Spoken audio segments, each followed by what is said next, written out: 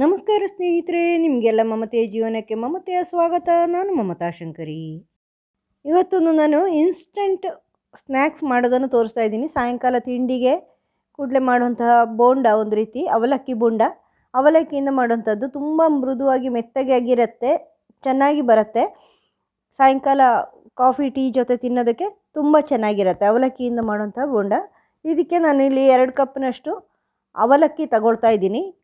ಇದು ತೆಳು ಅವಲಕ್ಕಿ ತೊಗೊಂಡಿದ್ದೀನಿ ನಾನು ಬೇಗ ಆಗೋಕ್ಕೆ. ನೀವು ದಪ್ಪ ಅವಲಕ್ಕಿ ಆದರೂ ತೊಗೋಬೋದು, ಆದರೆ ಹೆಚ್ಚು ಹೊತ್ತು ನೆನೆಸಬೇಕಾಗತ್ತೆ. ಅಂದರೆ ಇದನ್ನು ಚೆನ್ನಾಗಿ ನೀರು ಹಾಕಿ ತೊಳೆದ್ಬಿಟ್ಟು, ಅದರಲ್ಲಿ ಧೂಳು ಇರುತ್ತಲ್ವ, 2 ಸಾರಿ ತೊಳೆದ್ಬಿಟ್ರೆ ನೆನೆಯೋಕ್ಕೆ ಇಡಬೇಕು. ತೊಳೆದ್ಬಿಟ್ಟು ಅಂದರೆ ಜಾಸ್ತಿ ಹೊತ್ತು ನೆನೆಯೋಕ್ಕೆ ಇಡಬೇಕಾಗ ಬರಲ್ಲ ಈ ತೆಳು ಅವಲಕ್ಕಿ ತೊಗೊಂಡ್ರೆ, ಯಾಕಂದರೆ ಅದು ಬೇಗ ಇದು ಮೆತ್ತಗಾಗತ್ತಲ್ವ.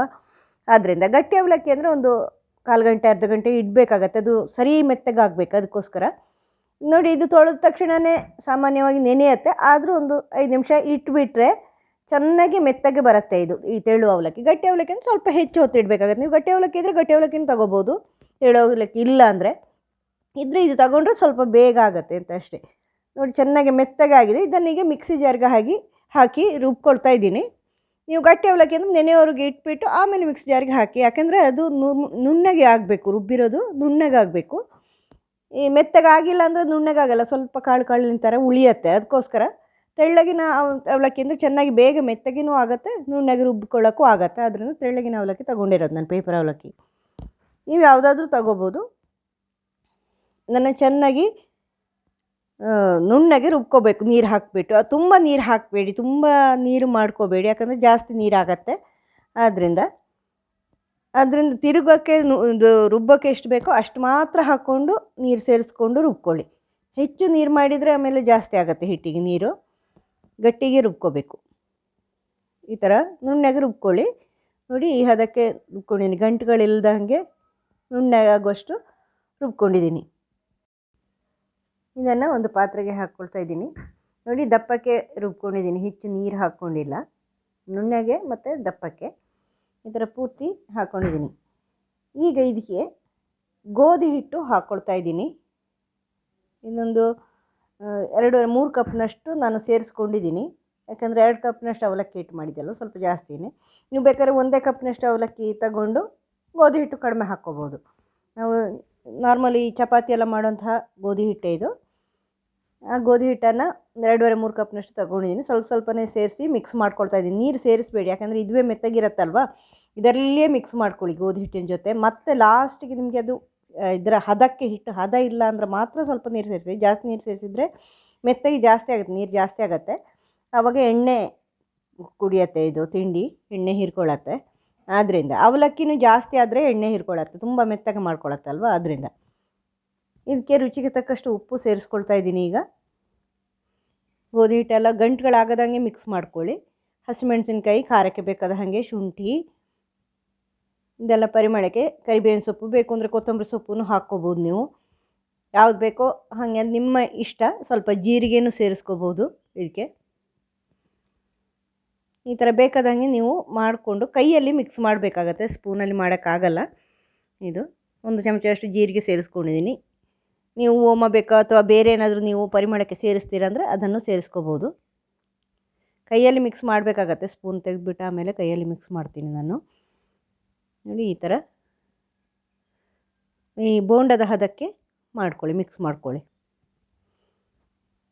ಸ್ವಲ್ಪ ಅಡುಗೆ ಸೋಡಾನ ಸೇರಿಸ್ಕೊಳ್ತಾ ಇದ್ದೀನಿ, ಬೇಕಿಂಗ್ ಪೌಡರ್ ಮತ್ತು ಬೇಕಿಂಗ್ ಸೋಡಾ. ಬೇಕಿಂಗ್ ಪೌಡರ್ ಮತ್ತು ಬೇಕಿಂಗ್ ಸೋಡಾ ಎರಡೂ ಬೇರೆ ಬೇರೆಯೇ. ಬೇಕಿಂಗ್ ಪೌಡರು ಸ್ವಲ್ಪ ಗರಿ ಮಾಡುತ್ತೆ, ಕ್ರಿಸ್ಪಿ ಮಾಡುತ್ತೆ. ಬೇಕಿಂಗ್ ಸೋಡಾ ಅದು ಉಬ್ಬೋ ಥರ ಮಾಡುತ್ತೆ, ಮೆತ್ತಗೆ ಮಾಡುತ್ತೆ. ಅದರಿಂದ ಎರಡು ಬೇರೆ ಬೇರೆ. ಅಟ್ಲೀಸ್ಟ್ ಅಡುಗೆ ಸೋಡಾ ಮಾತ್ರ ಹಾಕಿದ್ರೂ ಸಾಕು. ಈ ಥರ ಮಿಕ್ಸ್ ಮಾಡ್ಕೊಳ್ಳಿ ಚೆನ್ನಾಗಿ. ಒಳ್ಳೆ ರುಚಿಯಾದಂತಹ ಬೋಂಡ ತಯಾರಾಗುತ್ತೆ. ತುಂಬ ಸುಲಭವಾಗಿ ಬೇಗ ಆಗುವಂಥದ್ದು, ಇನ್ಸ್ಟೆಂಟಾಗಿ ಆಗುವಂಥದ್ದು. ಅಂದರೆ ಅವಲಕ್ಕಿ ನೆನೆಯೋಕ್ಕೆ ಹೆಚ್ಚು ಹೊತ್ತು ಬೇಡ ಅಲ್ವಾ, ಕೂಡಲೇ ಆಗುತ್ತೆ. ಇದನ್ನು ಮಾಡ್ಕೋಬಹುದು ನೀವು. ಚೆನ್ನಾಗಿ ಮಿಕ್ಸ್ ಮಾಡಿಕೊಂಡು ಈ ಥರ ತಿರುಗಿಸ್ಬಿಡಿ ಕೈಯಲ್ಲಿ, ಅದು ಗಾಳಿ ತುಂಬುತ್ತೆ, ಆವಾಗ ಚೆನ್ನಾಗಿರುತ್ತೆ. ಕೈ ಒದ್ದೆ ಮಾಡಿಕೊಂಡು ಈ ಥರ ಹಿಟ್ಟು ತೆಗೆದುಬಿಟ್ಟು ಸ್ವಲ್ಪನೇ ಬೋಂಡ ಮಾಡ್ಕೊಳ್ಳಿ. ಹಿಟ್ಟಿಗೆ ಎಣ್ಣೆಗೆ ಹಾಕ್ಕೊಂಡು ಬೋಂಡ ಮಾಡಿಕೊಂಡ್ರೆ ಆಯ್ತು. ನಾರ್ಮಲಾಗಿ ನಾವು ಎಲ್ಲ ಬೋಂಡಗಳು ಮಾಡಿದ ಹಾಗೆ ಬಜ್ಜಿ ಮಾಡಿದ ಹಾಗೆ ಮಾಡ್ಕೊಂಡ್ರೆ ಆಯಿತು. ಎಣ್ಣೆ ಬಿಸಿಯಾಗಕ್ಕೆ ಇಟ್ಟಿದ್ದೀನಿ, ಈ ಥರ ಸೇರಿಸ್ಕೊಳ್ತಾ ಇದ್ದೀನಿ. ತುಂಬ ಎಣ್ಣೆಯಲ್ಲಿ ಫುಲ್ ಆಗೋಷ್ಟು ಹಾಕೋದು ಬೇಡ, ಸ್ವಲ್ಪ ಜಾಗ ಇರೋಷ್ಟು ಹಾಕ್ಕೋಬೇಕು, ಯಾಕಂದರೆ ಅದು ಮುಳುಗಬೇಕಲ್ವ, ಇಲ್ಲಾಂದರೆ ಅದು ಚೆನ್ನಾಗಿ ಆಗಲ್ಲ ತುಂಬ ಜಾಸ್ತಿ ಹಾಕಿದರೆ. ಮತ್ತು ಅಡುಗೆ ಸೋಡಾ ಹಾಕಿರೋದನ್ನ ಸ್ವಲ್ಪ ಮಟ್ಟಿಗೆ ಉಬ್ಬೋದು, ಸ್ವಲ್ಪ ಜಾಸ್ತಿ ಆಗತ್ತೆ, ಅದರಿಂದ ನೋಡಿಕೊಂಡು ಹಾಕ್ಕೋಬೇಕು. ಈ ಥರ ಬೋಂಡದ ಅದಕ್ಕೆ ಮಾಡಿಬಿಟ್ಟು ಮೀಡಿಯಮ್ ಫ್ಲೇಮಲ್ಲಿ ಮಾಡ್ಕೊಳ್ಳಿ. ತುಂಬ ಸಿಮ್ಮಿಗೆ ಮಾಡಬೇಡಿ, ಅದು ಎಣ್ಣೆ ಹೀರ್ಕೊಳ್ಳುತ್ತೆ. ಹಾಗಂತ ತುಂಬ ಹೈ ಫ್ಲೇಮು ಮಾಡಬಾರ್ದು, ಅದು ಒಳಗೆ ಬೇಯಲ್ಲ, ಹೊರಗಡೆ ಕೆಂಪಗಾಗಿಬಿಟ್ಟು ಒಳಗೆ ಬೇಯಲ್ಲ. ಎಣ್ಣೆಗೆ ಹಾಕಿದ ಕೂಡಲೇ ತಿರುವಿ ಹಾಕಬಾರ್ದು, ಒಂದು 2 ನಿಮಿಷ ಬಿಡಬೇಕು, ಅದು ಸ್ವಲ್ಪ ಮೇಲೆ ಬರುತ್ತೆ, ಆಮೇಲೆ ತಿರುವಿ ಹಾಕಬೇಕು, ಇಲ್ಲಾಂದರೆ ಅದು ಸೌಟಿಗೆಲ್ಲ ಹಿಡ್ಕೊಳ್ಳುತ್ತೆ. ನೋಡಿ, ಈ ಥರ ಸ್ವಲ್ಪ ಮೇಲೆ ಬಂದ ಮೇಲೆ ಅದನ್ನು ತಿರುವಿಗೆ ಹಾಕಿ ಮೀಡಿಯಮ್ ಫ್ಲೇಮಲ್ಲಿ ಮಾಡಿ, ತುಂಬ ಸಣ್ಣ ಫ್ಲೇಮಲ್ಲೂ ಬೇಡ, ಸಣ್ಣ ಉರಿಲೂ ಬೇಡ, ಹಾಗಂತ ಹೈ ಫ್ಲೇಮು ಬೇಡ.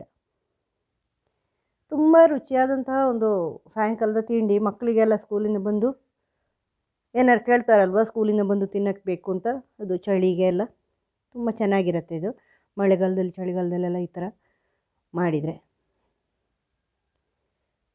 ಅವಲಕ್ಕಿ ಬೋಂಡ. ಅವಲಕ್ಕಿ ಅಂತೂ ಸಾಮಾನ್ಯವಾಗಿ ಮನೇಲಿ ತಂದಿದ್ದೇ ಇರುತ್ತೆ, ಗೋಧಿ ಹಿಟ್ಟು ಇರುತ್ತೆ, ಇದನ್ನೆಲ್ಲ ಮಿಕ್ಸ್ ಮಾಡಿ ಇದು ಹಸಿಮೆಣಸು ಶುಂಠಿ ಎಲ್ಲ ಇರುತ್ತೆ ಸಾಮಾನ್ಯವಾಗಿ ಮನೇಲಿ, ಇದನ್ನು ಮಾಡ್ಬೋದು. ಕೆಂಪಗಾಗೋವರೆಗೂ, ಗೋಲ್ಡನ್ ಬ್ರೌನ್ ಬರೋವರೆಗೂ ಈ ಥರ ಫ್ರೈ ಮಾಡ್ಕೊಳ್ಳಿ. ನೋಡಿ, ತುಂಬ ಚೆನ್ನಾಗಿರುವಂತಹ ಅವಲಕ್ಕಿ ಬೋಂಡ ರೆಡಿಯಾಗಿದೆ.